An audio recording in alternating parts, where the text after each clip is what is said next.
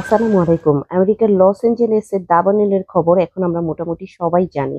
এই বিপজ্জনক পরিস্থিতিতে এখন আমেরিকাতে আরো ভয়ংকর এক পরিস্থিতি তৈরি হয়েছে। সেটা হলো ফায়ার টর্নেডো। ফায়ার টর্নেডো কি জিনিস? ফায়ার টর্নেডো হচ্ছে যেখানে ওয়াইল্ড ফায়ার হয়েছে এবং এটা গত ৭ দিন ধরে চলছে। তো সেখানে একটা গরম বাতাস তৈরি হয়েছে। এই গরম বাতাস আর ছাই আর ধোঁয়া সবকিছু মিলে ওখানে একটা ঘূর্ণিঝড়ের মতো তৈরি করে।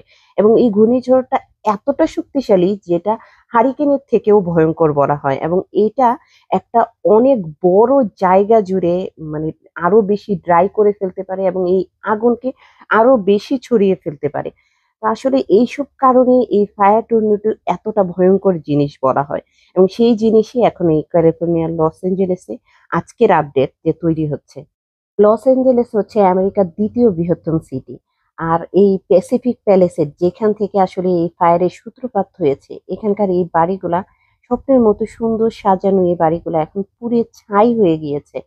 চিন্তা করা যায় প্যাসিফিক প্যালেসের যে জায়গাটাকে বলা হয় এবং এই ক্যালিফোর্নিয়াতে কেন এইখানে এই ধরনের ফায়ার গুলা হয়, ওয়াইল্ড ফায়ার গুলা হয়, এটার কারণটাই বা কি?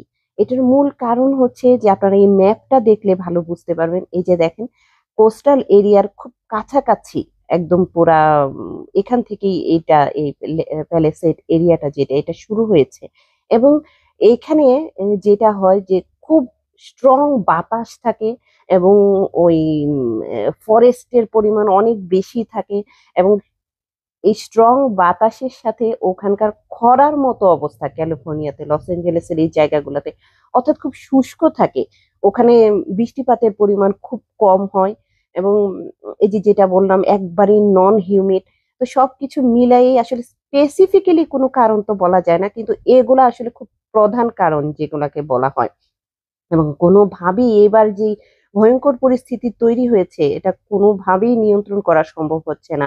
অত্যাধুনিক স্কুপার, ড্রোন থেকে শুরু করে ফায়ার হেলিকপ্টার কোনো কিছু দিয়েই এই আগুন ৭ দিন ধরে নিয়ন্ত্রণ করা সম্ভব হচ্ছে না। আর হচ্ছে এই ফায়ারের কারণে এখন পর্যন্ত আমেরিকার ইকোনমিকে $250 বিলিয়ন ক্ষতি হয়ে গিয়েছে এবং আরো তো সামনে আছেই। আসলে এমন পরিস্থিতি কোনো দেশের জন্যই কাম্য না। এই ফায়ার তাড়াতাড়ি বন্ধ হোক, এটা আসলে সবার জন্যই জরুরি। আমরা অনেকে হয়তো এই ফায়ার পরিস্থিতিকে গাজার সাথে তুলনা করে আমরা মনে করছি যে এটা প্রকৃতির রিভেঞ্জ অনেক কিছু। কিন্তু আসলে এ একদিক দিয়ে চিন্তা করলে এটা তো আমাদের সবার উপরেও এসে পড়ছে। এই পরিস্থিতির জন্যে দায়ী তো শুধুমাত্র যে আমেরিকার কিছু অভ্যন্তরীণ বিষয় তা না। ক্লাইমেট চেঞ্জ থেকে শুরু করে অনেক বড় বিষয় যেটা হয়তো আর্থের জন্য অনেক বড় একটা হুমকি হয়ে আসবে ভবিষ্যতে। এই সমস্ত কিছু এখানে ইনভলভ আছে। এই আগুন তাড়াতাড়ি নিভে যাক।